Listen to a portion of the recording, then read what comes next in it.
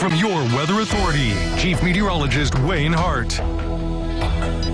Well, our beautiful weather continues, as does a slow warming trend, and it looks like we may string together 2 weeks in a row of this beautiful weather, which is great news for the Fall Festival, which of course kicks off on Monday. But today was still a little on the cool side, but warmer than it has been. High temperatures generally in the low 70s, though Fairfield was a little bit cooler at 69. And tomorrow will be a degree or two warmer as that slow warm-up continues. And then we just kind of level off near average once we get into the weekend. Very little rain in sight here over the next 7 days, so not expecting much, if anything, on live First Warning Doppler radar. We have been dry for the past week. Not a bad time of the year to be dry because of course, the growing season is winding down. The farmers are harvesting, but if you still need water, you're going to have to provide it yourself with very little rain. The opposite down in Florida. Take a look at the estimated rainfall amounts since Ian made landfall, where you see these shades of white. That's 15 to 20 inches of rain along and south of the I-4 corridor, including Orlando and especially Daytona Beach. You haven't heard much about the flash flooding here because of all the news that's going on down in the Fort Myers area from the storm surge and the hurricane force winds, but they have their hands full with flash flooding through central Florida. Back in the tri-state, another beautiful day. Here's how the day played out along the Evansville riverfront. Lots of sunshine, just a few clouds in the afternoon on our Superior Ag time lapse. There goes the sun, and there goes the crescent moon in the western sky at about 9 this evening. And right now we are clear and 52 degrees. Winds are light out of the northeast at around 7.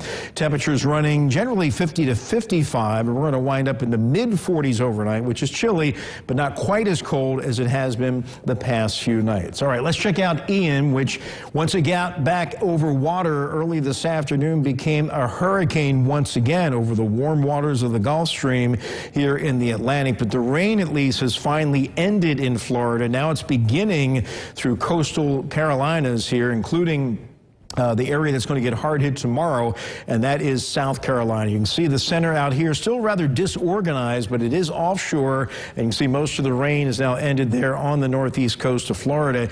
Here's the latest fix from the Hurricane Center. Update just came in, and Ian's a little bit stronger at 85 miles per hour now, moving to the north-northeast at 10 miles per hour, but it's going to turn more to the north and then north-northwest and head towards South Carolina. So here's the latest track, and it looks like it's going to make another landfall as just a Category 1 storm, probably a little stronger than it is right now, with 85-mile-per-hour winds. Now, there's good news tonight for Charleston because the main track is now farther to the north. That leaves Charleston on the side of the wind that's coming off land, so they don't have to worry about a storm surge. That's the low country down there. They don't want a storm surge coming in off of the Atlantic, but it increases the threat from Myrtle Beach. They are on the right side of the eye, and they could get the very significant storm surge there and the strongest winds. Now, keep in mind, this is nothing like what Fort Myers and Naples dealt with. They had 150-mile-per-hour winds. Here, we're talking about 85-mile-per-hour winds, but still a hurricane that will weaken to a tropical storm as it moves up towards Florence on Friday evening and then dissipates to a depression as it heads through the western Appalachians there, eventually into far western portions of Virginia, but too far to the east to give us any impact here in the tri-state. Our beautiful weather continues. We got another sunny day on tap for tomorrow. Temperatures a little warmer, about 70 to 75, forecasting 73 to 74 here in the metro. Great evening for football. Home team Friday, temperatures 60s into the upper 50s, eventually into the upper 40s by daybreak Saturday, which might feature a few high clouds from Ian coming in from the east, but that's about it. We're in the mid to upper 70s Saturday afternoon. Wind begins to pick up over the weekend as the gradient between Ian and high pressure kind of tightens, and that may actually cool things down a little bit on Sunday, but high temperatures still in the mid-70s. So overnight, clear, chilly again, mid-40s for the low. Tomorrow, mostly sunny, a little warmer, 69 to 75. 7-day forecast, we are in the mid-70s for the weekend. Wind picks up, just a few high clouds, no rain chances, and we keep the high in the mid to upper 70s through the first half of next week, and then what looks like mainly a dry cold front comes through Wednesday Wednesday night and Thursday morning. Can't rule out a little rain, but right now looks mainly dry.